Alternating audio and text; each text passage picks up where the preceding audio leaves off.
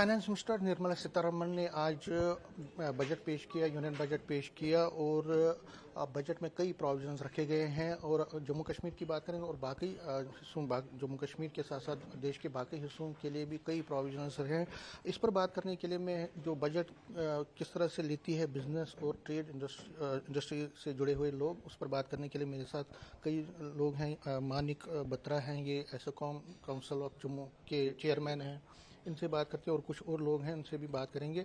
Sir, सबसे पहले आप ओवरऑल जो यूनियन बजट है उस पे क्या आपकी प्रक्रिया है, क्या रिस्पांस है, किस तरह इसको लेते हैं आप, कितना pro development pro people budget है? सर, अगर आज के बजट की बात करें तो बहुत ही सोचा समझा गया बैलेंस्ड है, लॉन्ग टर्म बजट है और प्रो डेवलपमेंट बजट है। क्योंकि इसमें जो अगर आप इंडियन इकोनॉमी देखें, इंडियन इकोनॉमी के की ड्राइवर्स हैं एग्रीकल्चर सेक्टर और एमएसएमई बैकबोन है इंडियन इकोनॉमी का, दोनों को टच किया गया है इस बजट में। एग्रीकल्चर की बात करें तो 1.5 लाख करोड़ के प्रावधान दिए गए हैं इस बजट के अंदर। एग्रीकल्चर में टेक्नोलॉजी एडॉप्शन और ऑर्गेनिक फार्मिंग की तरफ एडॉप्शन के लिए इसमें प्रावधान दिए गए हैं, जिससे हमारे एक्सपोर्ट्स बढ़ेंगे। क्लस्टर्स डेवलप करने की बात की गई है around cities to support supply chain, जिससे इंपोर्ट डिपेंडेंसी ख़त्म होगी इंडिया की। और अगर हम एमएसएमई की बात करें तो एमएसएमई में जो कोलैटरल फ्री लोन्स भारत सरकार देती थी, अप टू 100 करोड़ का कैपिंग दी गई है for collateral free loans. New techniques for assessment की बात की गई है, which will be based on digital footprint of MSME. जो मुद्रा लोन था उसको 10 लाख से बढ़ा के 20 लाख कर दिया गया है। सिडबी को और ब्रांचेस खोलने के लिए कहा गया है, जिससे एक्सेस टू फाइनेंस बढ़ेगा। ई कॉमर्स हब की डेवलपमेंट की बात की गई है with MSME in public private partnership, जिससे एमएसएमई के एक्सपोर्ट्स बढ़ेंगे। और स्किलिंग, यूथ और एम्प्लॉयमेंट को लेके काफ़ी फोकस किया गया है इस बजट में। 25,000 स्टूडेंट्स को अप टू 7.5 लाख का अपस्किल लोन दिया जाएगा, जिससे उनकी एम्प्लॉयबिलिटी बढ़ेगी। 1 करोड़ इंटर्न्स को टॉप 500 कंपनीज में over a period of next 5 years internship करवाई जाएगी, जिससे उनका भी स्किल और एम्प्लॉयबिलिटी बढ़ेगी। विमेन को इस इकोनॉमी में इंक्लूड करने के लिए डिफरेंट सेक्टर्स में 3 लाख करोड़ के प्रावधान दिए गए हैं। इंफ्रास्ट्रक्चर डेवलपमेंट के लिए 1.5 लाख करोड़ का बजट रखा गया है। स्टेट्स को ये इंटरेस्ट फ्री लोन्स दिए जाएंगे for infra upgradation in states.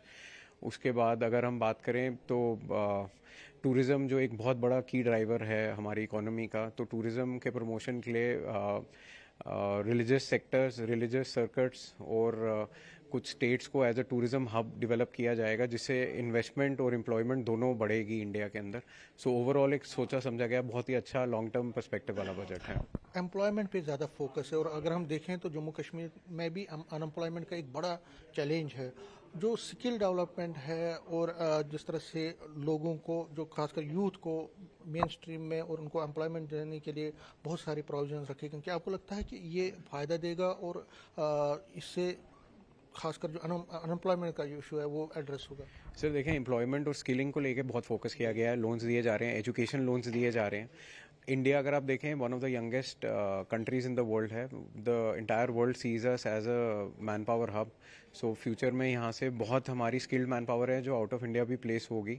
सो उन सब चीज़ों को मद्देनजर रखते हुए एम्प्लॉयमेंट, स्किलिंग के ऊपर बहुत फोकस किया गया है। और जो 1 करोड़ यूथ टॉप 500 कंपनीज में इंटर्नशिप करेंगे, सो उनकी एम्प्लॉयबिलिटी और उनका स्किल सेट बहुत बेटर हो जाएगा बाकियों से, तो एम्प्लॉयमेंट को बहुत फ़र्क पड़ेगा इससे। सर, आप अपना पूरा नाम बताएं। मेरा नाम शिवांग महाजन है। ये जो बजट है उस पे आप क्या समझते हैं, कितना ये बढ़िया बजट है और क्या क्या आपको लगता है कि कौन से ऐसे प्रोविजंस हैं जिससे आपको लगता है, जो ऐसे प्रपोजल हैं इस बजट में, जिससे आपको लगता है कि देश की दिशा और दशा बढ़ेगी? देखिए, प्रधानमंत्री द्वारा निर्धारित हमारा एक टारगेट है जो आप समझते हैं कि 5 ट्रिलियन इकोनॉमी का जो हमने प्रधानमंत्री ने किया है कि 2029 तक हम करेंगे, तो उसी के संदर्भ में पॉलिसीज़ को रोल आउट किया गया है। और इसमें मैं समझता हूं कि एक बैलेंस्ड बजट है, जिसमें मानिक जी ने जिसका विशेष उल्लेख किया कि स्किलिंग के ऊपर प्रावधान दिया गया है। मैं समझता हूं कि इंडिया का यूथ जो है, आप देखें कि अंडर 40 की जो एज है, वो उस मोर देन 65% हमारा जो यूथ है वो अंडर 40 की एज में है। अब उसको हमने कैसे इतना काबिल बनाना है कि वो हमारी आगे इकोनॉमी को नंबर 3, नंबर 1 पे लेके जाए, तो उसमें सबसे ज़्यादा जो ज़रूरी है हमारा वो है एजुकेशन और स्किल्स।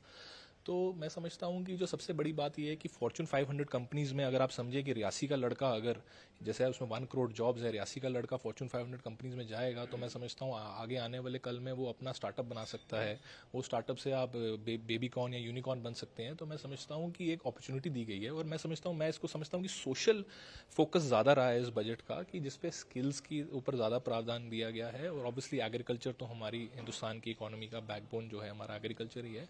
बट मैं कुछ विशेष चीज़ों से काफ़ी पॉजिटिविटी देखता हूँ कि एक जो एमएसएमईज की बात है, आप देखें कि लघु उद्योग 60% हमारी इकोनॉमी का जो है वो हिस्सा लेता है और 12 करोड़ एम्प्लॉयमेंट हम जनरेट करते हैं। मैं समझता हूँ कि अगर जो अच्छी डेवलप्ड इकोनॉमीज में अगर आप देखें तो उसका जो परसेंटेज है वो 70-72% होता है। तो गवर्नमेंट ने इसलिए ये जो 3 स्कीम्स हैं, और मैं समझता हूँ व्यापारी वर्ग आपका देख रहा है आज आपके माध्यम से कि जो 100 करोड़ का कोलैटरल फ्री लोन दिया गया है, क्योंकि एमएसएमईज का सबसे ज़्यादा एक इशू रहता है एक्सेस टू फाइनेंस, और उसमें उनको अपनी रेजिडेंशियल प्रॉपर्टी बहुत बारी लगानी पड़ती है एज लैप। तो उसमें कोलैटरल फ्री दिया गया है। मैं समझता हूँ उससे काफ़ी जो रिस्क कैपेबिलिटीज़ हैं हमारे एंटरप्रेन्योर्स की बढ़ेंगी, और उसको बढ़ावा देते हुए उन्होंने जो न्यू रिजीम लाई है कि क्लासिफिकेशन एमएसएमईज की करेंगे जो डिजिटलाइजेशन की तरफ, वो भी बहुत सराहनीय है। और सिडबी की ब्रांचेस होना भी बहुत ही अच्छा एक स्टेप है, जिससे बेसिकली वो ज़्यादातर नोडल एजेंसी बनती है गवर्नमेंट की स्कीम्स को रोल आउट करने के लिए। तो मैं समझता हूँ कि पेनिट्रेशन डीप होएगी एमएसएमईज को लेके। जहाँ तक बात है हमारे अपने जो हमारे एक्सपोर्ट्स की और इंपोर्ट्स की, गवर्नमेंट ने कोशिश की गई है कि कस्टम ड्यूटीज़ जो हैं वो हटाई गई हैं काफ़ी चीज़ों पे, चाहे वो मोबाइल फ़ोन है या गोल्ड है, जिससे कंजम्पशन को वो ड्राइव करना चाहते हैं, रूरल कंजम्पशन को। इकोनॉमिक सर्वे में आया था कि हमारी कंजम्पशन जो है थोड़ी गिरी और फिजिकल डेफिसिट जो है वो हमारा थोड़ा सा बढ़ा है। तो इसलिए गवर्नमेंट ने ये कुछ मेजर्स लिए हैं जो अंतर्गत सेम है। पर्सनल टैक्सेस की अगर मैं बात करूं तो लगभग जो न्यू रिजीम के प्रावधान जो हैं वो अच्छे हैं। मैं समझता हूं कि ज़्यादा से ज़्यादा लोग टैक्स दें, गवर्नमेंट की झोली में टैक्स आए और गवर्नमेंट आगे प्रोजेक्ट्स लगाएं। और जीएसटी की जैसे कलेक्शन भी जो है काफ़ी सराहनीय है। तो मैं समझता हूँ आगे आने वाले कल में और भी इंफ्रा डेवलपमेंट में और जो कोर सेक्टर्स गवर्नमेंट के हैं, चाहे स्किलिंग के, एग्रीकल्चर के और एमएसएमईज के, उस पर फोकस दिया जाएगा। मेरे साथ कुछ और हैं, आपके साथ आदित्य सूरी। सूरी जी, ये जो कस्टम ड्यूटीज कम करने की बात है, उसको आप दर्शकों को कहें, समझाएं कि आखिर ये कितना फायदा देगा। जैसे गोल्ड और चांदी में कस्टम ड्यूटी कम कर दी गई, ये कितना फायदा देगा? सर, इस कस्टम ड्यूटी में इन्होंने बेसिक कस्टम ड्यूटी को रिड्यूस किया गया है। अगर बेसिक कस्टम ड्यूटी की बात करें, अल्टीमेटली इसमें जो भी मेजर मेडिकल इक्विपमेंट्स हैं उसमें बेसिक कस्टम ड्यूटी कम करने की बात की है। उसके साथ साथ मेजरली जो हमारे गोल्ड सिल्वर हैं उस पर भी इन्होंने कहा कि बेसिक कस्टम ड्यूटी कम करेंगे। ओवरऑल इससे जो प्रोडक्ट है या इक्विपमेंट है वो कम रेट पे हमारे देश में नागरिक को मिलेगा। तो अगर मैं बात करूं income tax point of view से, तो हर एक नागरिक को, सैलरीड एम्प्लॉय की मेजरली बात करूं तो काफ़ी सालों से स्टैंडर्ड डिडक्शन जो थी वो 50,000 थी। उस स्टैंडर्ड डिडक्शन को बढ़ा के 50,000 से इन्होंने 75,000 किया है। ये एक बहुत वेलकमिंग स्टेप है। इसके साथ साथ हम बात करें जो न्यू टैक्स रिजीम है उसमें भी इन्होंने जो स्लैब्स हैं उसको चेंज किया है।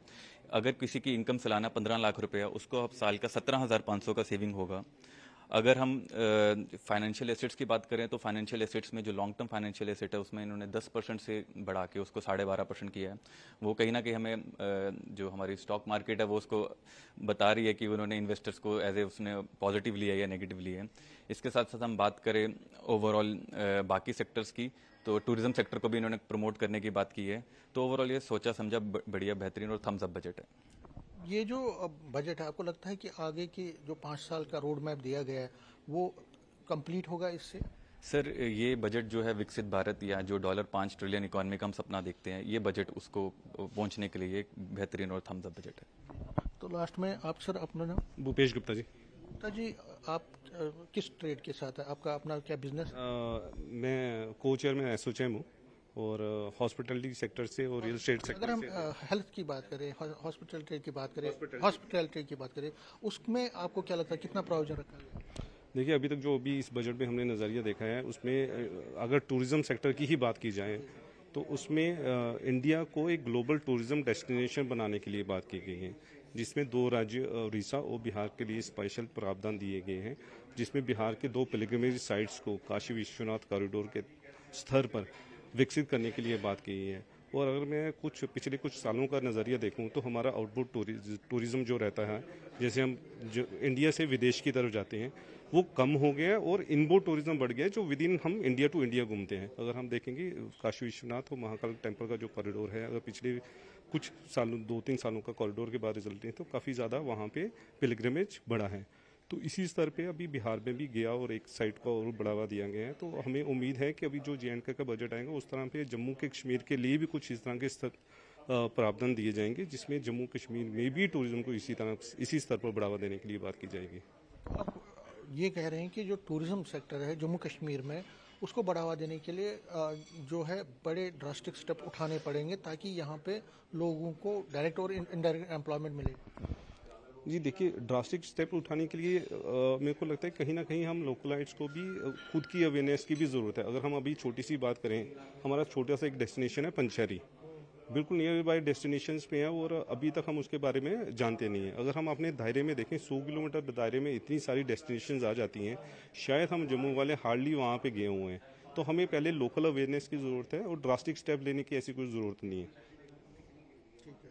तो आप देख सकते हैं ये जो बिजनेस और ट्रेड और बाकी चीज़ों से जुड़े हुए लोग हैं जम्मू के, उनको बहुत ज़्यादा खुशी इस बात की है कि कई प्रोविजन इसमें जो बजट में रखे गए हैं वो pro people, pro development, pro economy है। और जम्मू कश्मीर की अगर हम बात करें, इनको और उम्मीदें हैं कि कुछ और मेजर्स भी लिए जाएंगे आगे ताकि यहाँ पे जो इकोनॉमी है, टूरिज्म है या बाकी सेक्टर्स हैं वो डेवलप हो, फले फूले। कैमरामैन साहिबा के साथ समीर भट्ट, न्यूज़ 18 जम्मू।